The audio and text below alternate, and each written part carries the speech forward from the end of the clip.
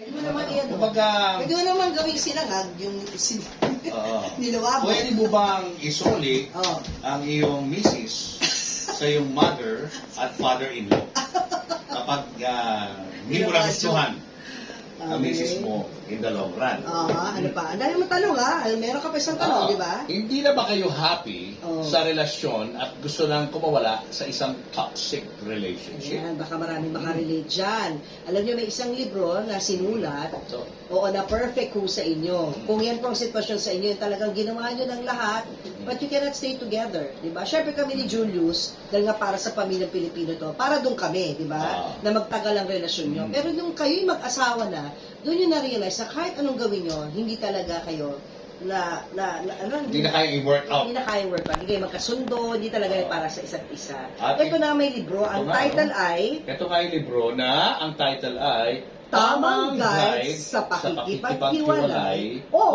Pag-preserve ng Marriage. So may choice. May choice naman pala. Binibigyan niya ng choice yung mga makakabasa ng libro.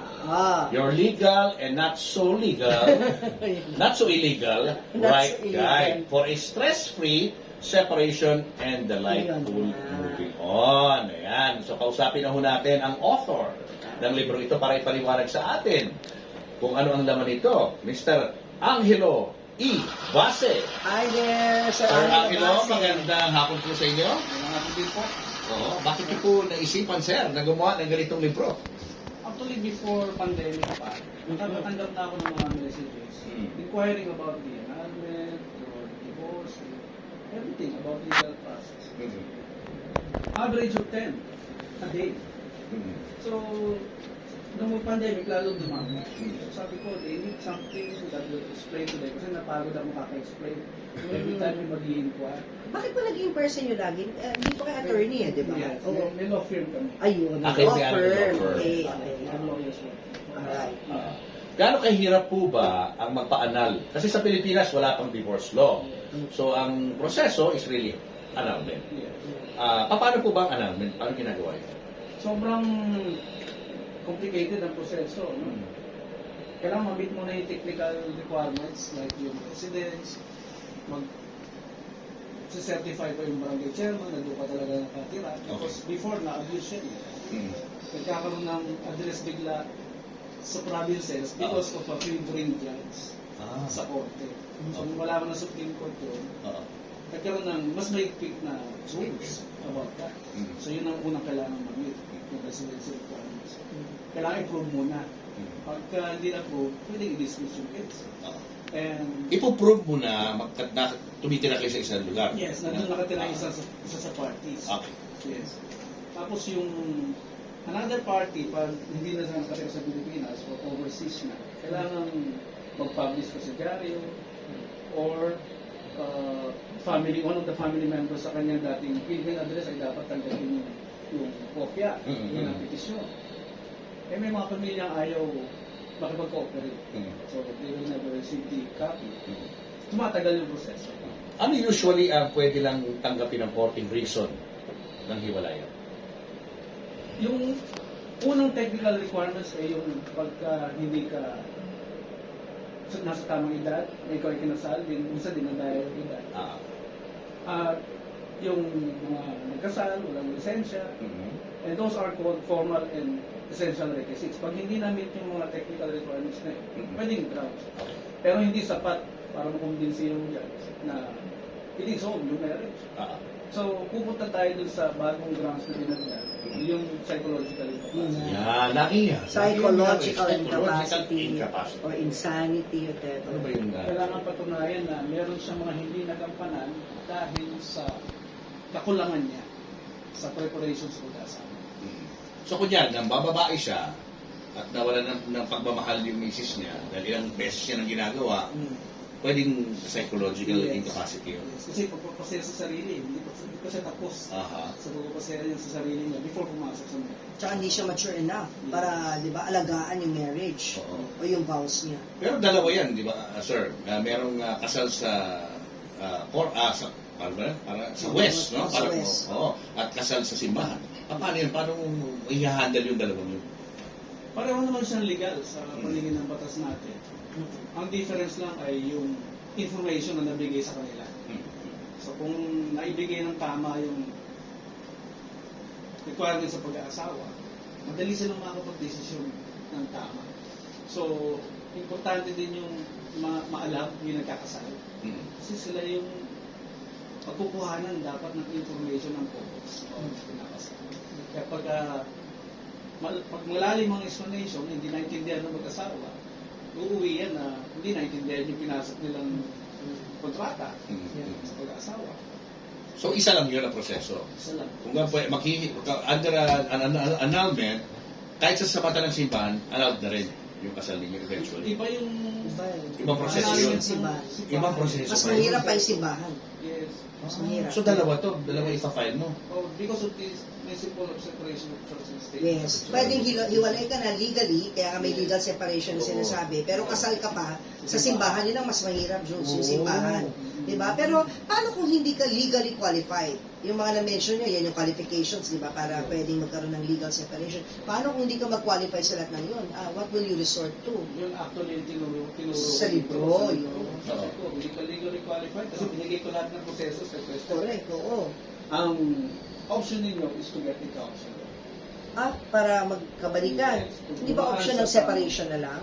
Separation na lang, parang peaceful separation na lang. Hindi na kailangan ng hiwa-hiwalay ang properties. Ganun. Yung legal separation, physical body lang yung ihiwalay. You're still married to each other. Yun ang difference niya. So, pag kadalasan ginagawa mo mayaman. Yung legal separation. Oo, syempre. Maraming property. Legal separation. So, kung wala ka namang mga property yung pinag-uusapan, just want to have peace of mind and be happy, pwede bang ganun na lang yung normal separation? Yeah. Kanya-kanyang buhay na lang. Pwede naman yun, di ba? Yeah. Parang hiwalay sa bed and Yeah. Hiwalay ng bahay. Anong pinaka ina-advocate nyo sa libro niya? Anong proseso ang gusto nyo malaman ng mga tao? pag nagawa na lahat ng proseso, even yung pagka-counseling, yung marital therapy, pag nagawa na lahat yung at hindi nag-improve yung relationship, doon kayo pupunta sa legal process. You have to be ready to convince the judge na wala na pag-asa judge, nagawa na namin lahat ng paraan.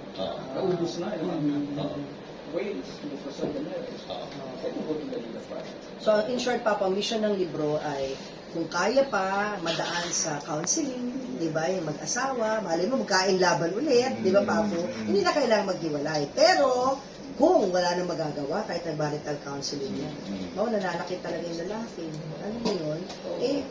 Ayoko naman ng ganun din, di ba? Hindi ko rin pinupush yung ganun, nananakit na yung isang marriage. Hindi lahat ng lalaki nakikita. Saka may mga marriages na you only discover na yung partner na pinakasalan mo ay hindi pala, kumaga honest sa kanyang sarili.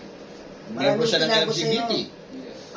Ibang kanyang gusto. Maraming cases. Di ba? May mga ganon. Yung by grounds ba yan for separation? Kasama rin yun. Accept ng court yun pag ganon. Oo. Parang pag na-realize mo, may tinago pala sa akin ng asawa ko. Ang gusto pala during the marriage, iba yung preference siya, kapwa niya lalaki. Pero maganda pa rin sa psychological. Yun pa rin, Kasi may mga ganon yung lalaki, lagi may pinsan. Natutulog sa bahay nila. Pinsan ko. Sabi ni Mrs., bakit? Ang dami mong pinsan. At ang nagwapo ng mga pinsan mo. Ang dinadahilan ng mga misis, ay ng mga mister, mag-bonding na kami ni pinsan. So, doon muna ako matutulog sa kwarto sa guest room. Yeah. We'll catch up yung pinsan ko. So, diyan ka muna mag-isa sa kwarto. Samahan ko rin pinsan ko. Anyway, attorney, with this book, malolower yung expenses, di ba? And expenses and expectations. Gano'n ka gastos ba? Ang annulment. Annulment ngayon, mapatak yung 300,000 pataas. Minimum. 300. Mayaman. Pagkilala yun.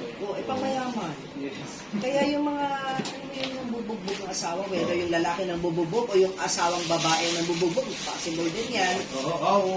Possible din yan. Wala naman silang pag 300,000 na pang para maghiwalay sila. Anong nangyari na lang, either tinitiis ng babae, or hiwalay na lang sila. Kasi hiwalay na lang. Wala nang legal separation. Pero attorney, kung ikaw tatanungin, sang-ayon ka ba sa divorce sa Pilipinas? Half opposition ko dyan. Ibigay lang sa tsunami lahat. Pero hindi siya kailangan ng next generation. What do you mean? Paano nangangailangan? Kumbaga, Mm. maraming hindi na kumapay na kanalo because of the presyo nga.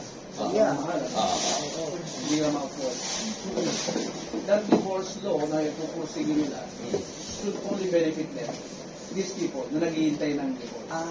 Then after that, the law should lapse. Hindi siya kailangan ng next generation.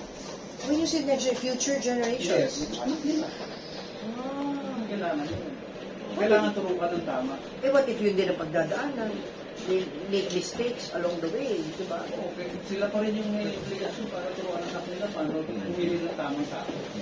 Masilimuot to. Pag ganito ba, Angelo, pag ganitong ayaw mo muna, na dumaan sa legal separation, and you choose to get a counsel para magayos. Yeah. Kasi saan nila makikita yung tao niyan, yung pwedeng magayos ng kanilang relationship? Pag walang budget, pwede pumunta sa DSWD. Meron Ah, ganun? talaga? Dapat lang. Oo. Tutulong ang DSWD. Talaga? Yung mga ang DSW, may budget sila sa gano'n, gobyerno. Counseling yan, Papo. Counseling Ang nga, sabi ni Jules yung legal. Parang marriage counselor. Oo. Yun ang gusto ko, yung parang Counseling counselor. serious talaga na yung magiging honest yung couple sa isa't isa at magsasabihan ng sama ng loob at kung kaya pang ayusin, ayusin. May ganon. May ganon DSWD pati. Yes. Kami nagtayo ng Marriage and Family Center. Meron din kayo. Para din i-address yung mga ganyan. Oo. Eh, ba, pwede tayo mag-next topic kay attorney kasi may marriage and family counsel, center sila. So yung mga normal na mga o karaniwang problems ng family, pwede natin topic next time. Oo. Ito na yung mga may family. I-invite nyo, sir, yung kung paano makakakuha ng libro na yan. Sa mga gustong kumuha ng kopya ng libro natin, tawag lang po sa telephone number 8361-4480. Sabi sa Philippines Office po lang natin. Sa mga bookstores wala po? Under negotiation. Under negotiations. What about online? Mabibili po ba yung online? Yes, type lang niyo po yung title. Opo. Makita po niyo sa Tamang Sa Guide Facebook, sa Pakikipaghiwalay o Pag-Preserve ng Marriage by Angelo E. Base. Yan ang Sana makatulong. hanapin niyo po sa online. Wala pa yung sa mga Shopee, gano'n, Lazada. Wala pa, no? Ayun o, marriage you and can family message them, center. Oo. Message them dyan sa nakikita nyo sa inyong mga screen. Yeah. Ana? Yan o. Oo. Pwede kayo mag-message po sa kanila kung meron kayong mga urgent needs, no? At talagang hindi na kayo masaya sa inyong marriage. May pag-asa pa naman. Maraming pwede pang May mga lawyers din kayo, sir, na pwede tumulong sa kanila, no? Para magbigay ng advice. Sige. Thank you, Sir Thank Angelo. you. Sir Angelo ba Angelo? Angelo. Angelo. Sir Angelo. Maraming salamat. Thank you. Para yan sa pamilyang Pilipino. Salamat po. Ito, hindi na ba nakakaganda? Usapang hope naman, ha? Hindi na ba nakakaganda ang rebonded at naka-bleach mong buhok? Ay, wag na ho kayong kabahan dahil kayang-kaya yan. I-makeover ng David Salon. Panorin natin to.